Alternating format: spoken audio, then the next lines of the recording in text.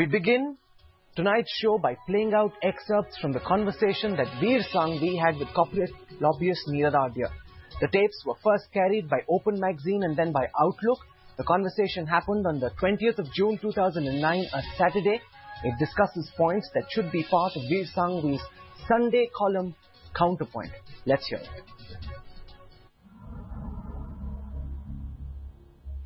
On 15th of June 2009, the Bombay High Court directed Mukesh's RIL to honour the agreement with Anil's RNRL that was part of the Dhirubhai Ambani family's asset division. The matter was soon to be escalated to the Supreme Court. But before that happened, and barely 5 days after the High Court direction, Nira Radia was in touch with senior journalist Veer Sangvi. They discussed options for her client, Mukesh Ambani, one of them being an interview to the media.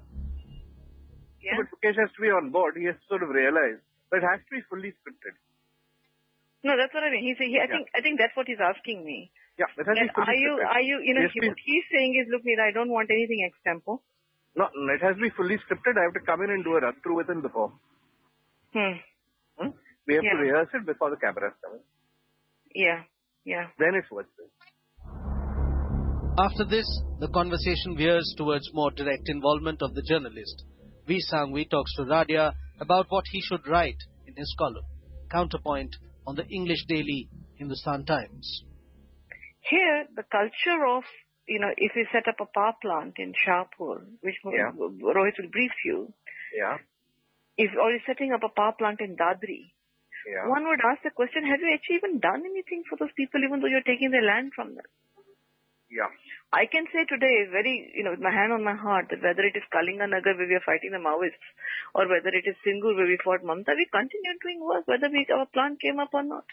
Eventually. Exactly. So when you say... what kind of story do you want? Because this will go as counterpoint, so it will be like most read.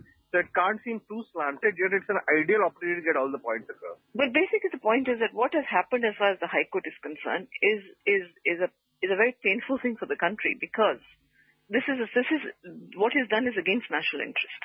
Okay. I think that's the underlying message. Okay. Yeah, that message will do. That the allocation of resources, which are scarce national resources of the poor country, cannot be done in this arbitrary fashion to benefit few rich people. That's right. Yes, that message will get across. But what other points do we need to make? I think we need to say that it's a lesson for the corporate world that they need to think through whenever they want to look at this, whether they really seriously do give back to society. So I will link it to the election verdict.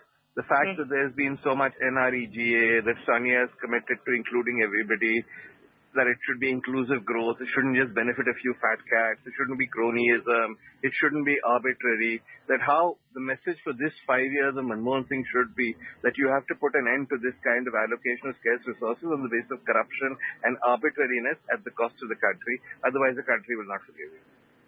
Yeah, but Veer, you have to keep in mind that the fact that he's been given the gas field by the government to operate, he spent $10 billion on it. Okay. Anil Ambani is getting the benefit of without spending a cent on it. I'll make those points. In the conversation that follows, Nira Radia very clearly highlights the points that should be part of Veer Sangvi's article the next day, June 21st, 2009. Yeah, but you want to say that, more importantly, that here a family MOU has taken precedence over national interest. And what the judge has done, you'll have to attack the judge here, because the judge what he's done is he's given preference to an MOU. He's held on to the MOU and said, okay, this has to be implemented. Yeah. But he's forgotten what's good. Therefore, it raises a bigger constitutional issue. Which is natural resources is really a constitutional issue. It's to do with the country and the nation. It's not between two brothers in their fight. It's not, and therefore the judge's interpretation of an MOU it cannot be the basis on this way how we can proceed on these sort of issues.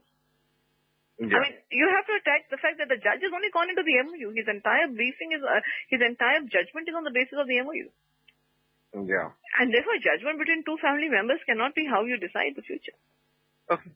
Let this Rohit come. Let me explain to him, then I'll talk to you and tell you what line I'm taking.